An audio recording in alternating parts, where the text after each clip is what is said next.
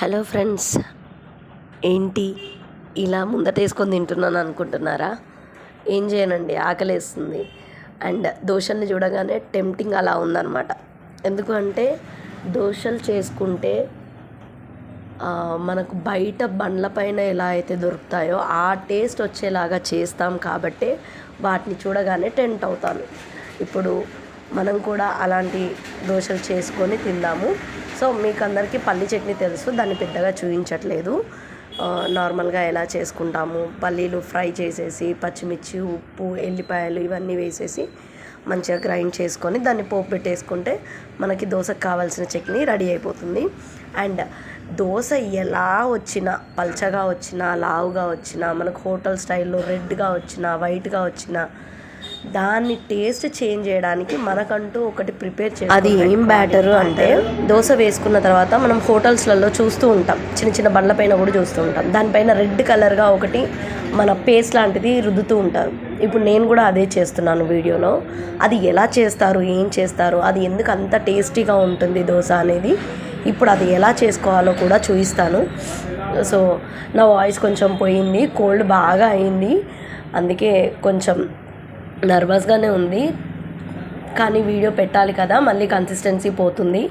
And అదేంటో అండి, 2 days నుంచి అసలు సబ్స్క్రైబర్స్ ఎవరు సబ్స్క్రైబ్ చేసుకోవట్లేదు.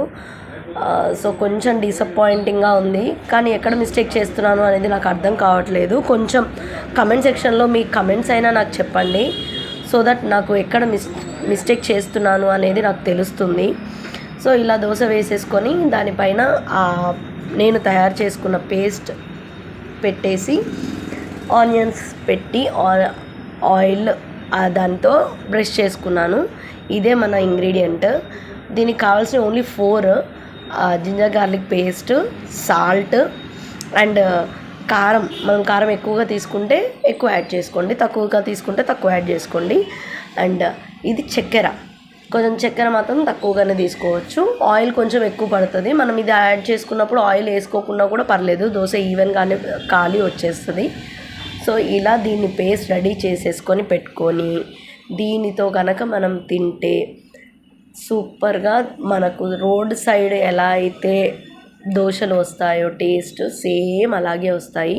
అండ్ మా పిల్లలు పల్లి చట్నీతో కాకుండా దీన్ని పక్కకి పెట్టుకొని కూడా నంచుకొని తింటారు, అల్లం చట్నీ అని చెప్పేసి. కానీ ఇందులో అల్లం మాత్రమే కాదు, జింజర్ గార్లిక్ పేస్ట్ మొత్తం వేసాను చూడండి. అండ్ ఇదంతా చేసేసరికి నాకు 10 అయిపోయింది. అందుకోసమే మీకు ఫస్ట్ క్లిప్లోనే తింటూ కనిపించాను. అండ్ ఇలా నేను చూపించిన విధంగా మీరు అంతా బ్రష్ చేసేసుకొని ఆనియన్స్, ఇంకా మీకు వీలైతే క్యారెట్ తురుము, కొత్తిమీర ఇవన్నీ కూడా వేసేసి గార్నిష్ చేసేసుకొని దోశను కనుక రెడీ చేసేసుకొని తింటే సూపర్గా ఉంటుంది. ఒక్కసారి ట్రై చేయండి. ఇది ఒక్క ఇంగ్రీడియంట్తో మీరు అసలు ఎప్పుడు హోటల్కే వెళ్ళరు. మనం చేసుకోవచ్చు కదా, మనం ఎంతో 40 రూపీస్ అనుకుంటా బయట హోటల్ కాస్ట్. 40 రూపీస్ పెట్టి తినే బదులు ఇంట్లోనే చేసుకోవచ్చు కదా అన్న ఫీలింగ్ వస్తుంది మీకు. ఒక్కసారి ట్రై చేయండి, నచ్చితే మళ్ళీ నాకు కమెంట్ బాక్స్లో కమెంట్ కూడా చేయండి.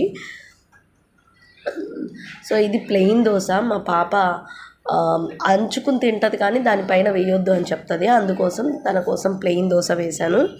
అండ్ ఇది సేమ్, ఇందులో ఎలాంటి పప్పులు మిక్స్ చేయలేదు, అందుకే వైట్గా ఉంది. జస్ట్ మినపగుళ్ళు అండ్ బియ్యము వీటిని వేసుకొని నానబెట్టేసుకున్నాను, కొంచెం మెంతులు వేసి నానబెట్టేసుకున్నాను అనమాట, అంతే.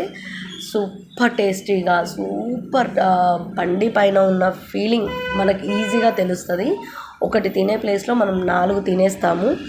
సో ఈ వీడియో కనుక నచ్చితే మనం పైన ఐకాన్స్లో కూడా, ఎండ్ స్క్రీన్స్లో కూడా నా సబ్స్క్రైబ్ బటన్, వీడియో లింక్స్ కూడా పెడుతున్నాను. నచ్చితే మాత్రం అవి కూడా చూడండి. కొత్త సబ్స్క్రైబర్స్ అందరికీ మీ ఫ్యామిలీ మెంబర్స్కి కూడా షేర్ చేసి సబ్స్క్రైబ్ చేసుకోమని చెప్పండి.